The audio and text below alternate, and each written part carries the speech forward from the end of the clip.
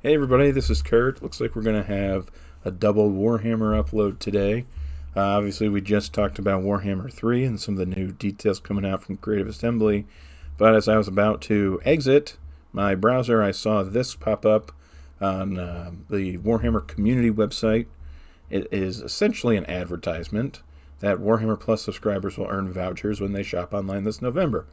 And I was thinking about it, and I was like, I'd like to make a video just kind of putting my thoughts out there on the whole Warhammer Plus thing.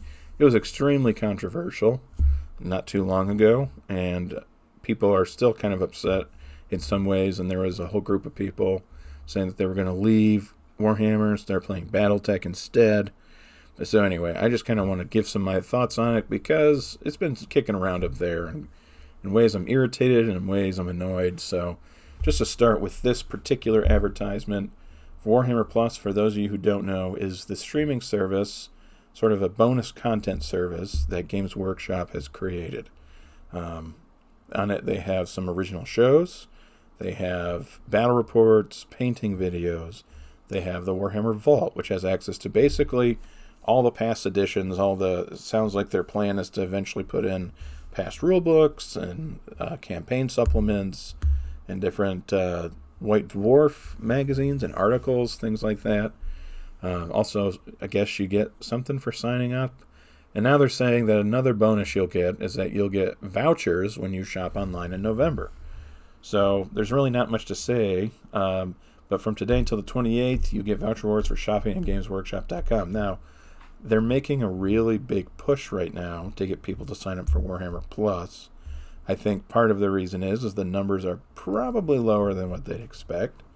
If they were higher than what they would expect, I doubt there'd be as many promotions surrounding it. But anyway, I digress.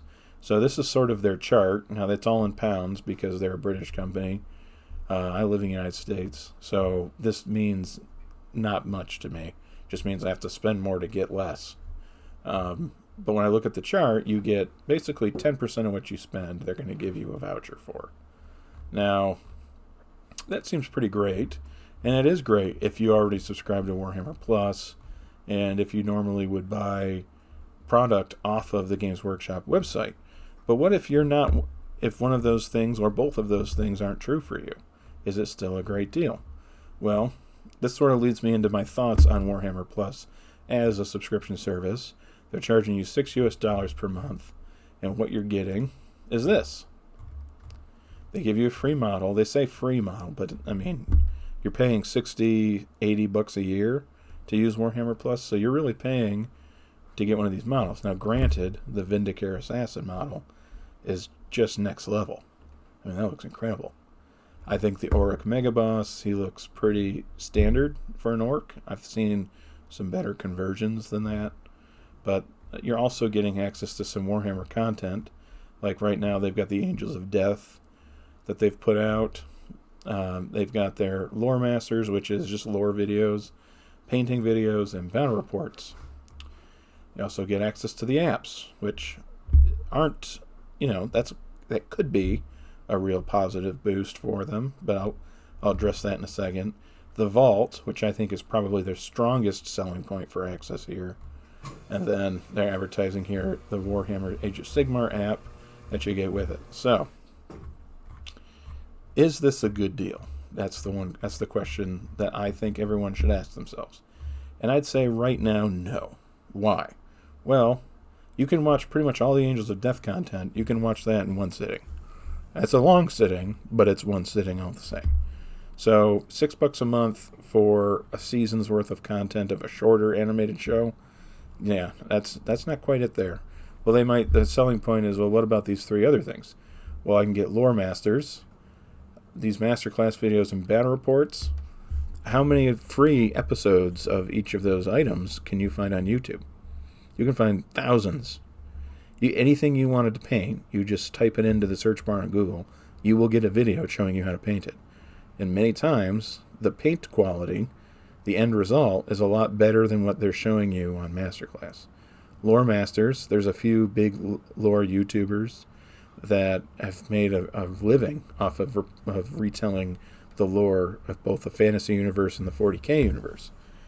And I have to ask myself, looking at some of the previews that Games Workshop has put out of their lore videos, I guess. I would say that I think I still prefer the free version. And battle reports, I mean, talk about a saturated market. I mean, Mini Wargaming, they've been making battle reports for years, and they've put out almost one a day for years, and just that one YouTube channel alone, just a serious amount of content. Not to mention all their painting tutorials, right? So I don't know. I'm not sure if this is a real huge selling point for me for $6 US. Now the app, this is where it gets a little interesting for me, because they were charging people for the usage of this app not too long ago. Now they've rolled it into Warhammer Plus.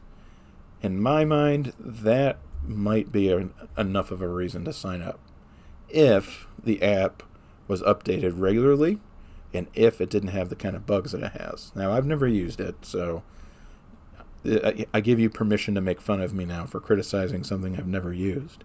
But for the number of posts on Facebook, for the number of stories I've seen in Discord of people using the app and having the wrong points values, or having spelling errors, or having just flat out usage errors, I don't know if this is a real reliable way of building an army yet.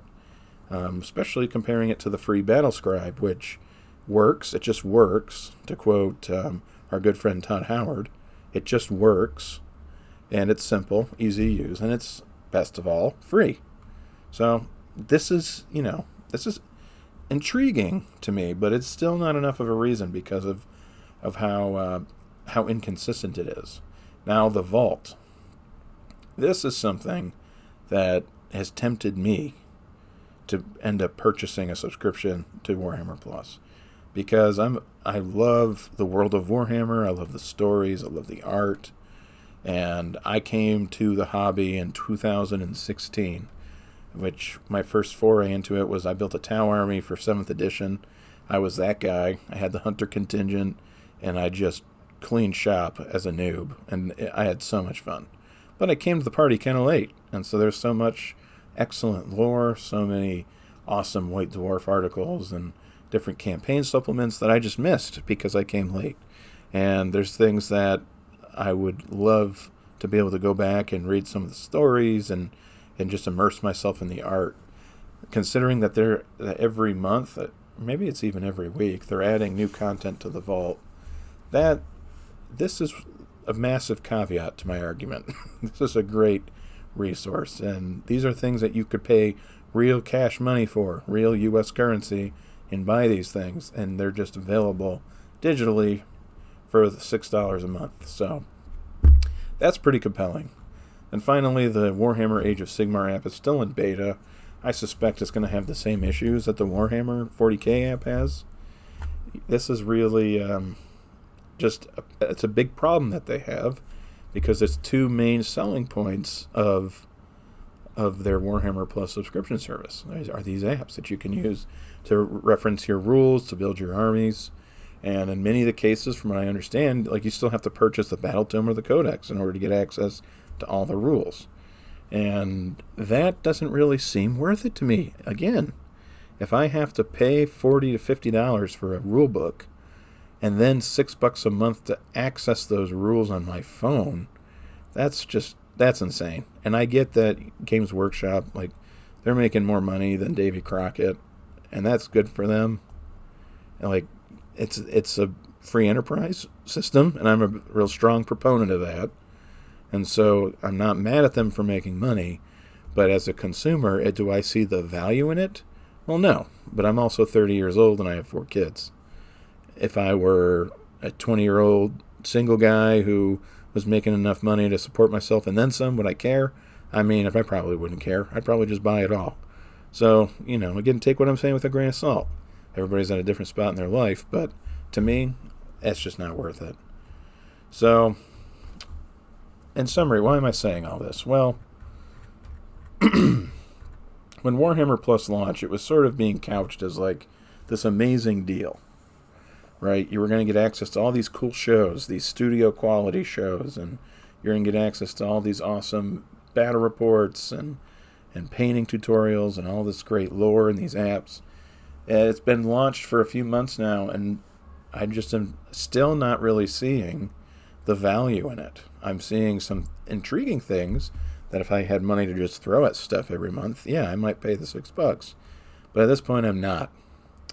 Um, but I don't think this is the source of the real controversy. I think a lot of the controversy that people have been generating around this has to do with the creators that were creating on YouTube. That Games Workshop basically said, "Here, work for us. We'll pay for you, or we'll force you to take down your stuff as copyright infringement."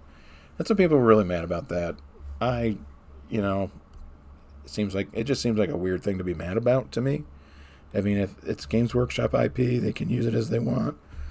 If they're not comfortable with somebody utilizing it that way, that's their prerogative.